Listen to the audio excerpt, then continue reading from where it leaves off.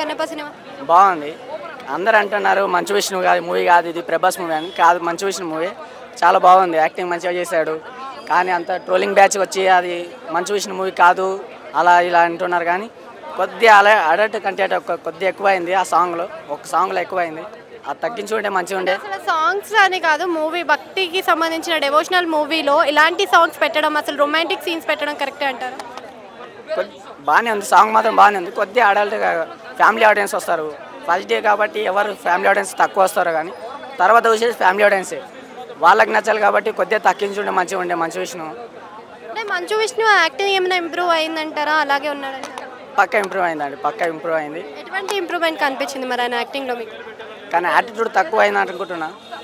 యాక్టింగ్లో యాటిట్యూడ్ తక్కువ అయ్యి చాలా మంచిగా చేసుకున్నాడు. ప్రభాస్ ఉండడం వల్ల కొద్దిగా ఎక్కువ పెరిగింది, స్థాయి పెరిగింది. అంటే మల్టీ స్టార్ సినిమాగా వచ్చింది కదా, ఇప్పుడు చూసుకున్నట్టయితే ప్రభాస్ ఉన్నారు, దాంతో పాటుగా మోహన్ లాల్ గారు ఉన్నారు, అండ్ అక్షయ్ కుమార్ గారు ఉన్నారు. ఇంతమంది మల్టీ స్టారర్స్తో వచ్చిన సినిమాకి వాళ్ళందరూ కూడా వర్తే అంటారా స్టోరీకి? వర్త్ అండి, వర్త్. ఒక్కొక్క స్టోరీ, ఒక్కొక్క క్యారెక్టర్ ఒక్కొక్క స్టోరీ ఉన్నది. ఇది నేను రివీల్ చేయకూడదు కాబట్టి ఉన్నది. అది చాలా ఉన్నాయి పాయింట్స్. అంటే before Prabhas entry, after Prabhas entry అంటే ఏం చెప్తారు?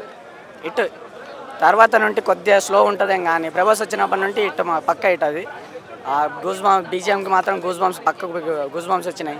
లాస్ట్ 15 minutes 20 minutes మాత్రం పక్క హైలైట్ అది సినిమా.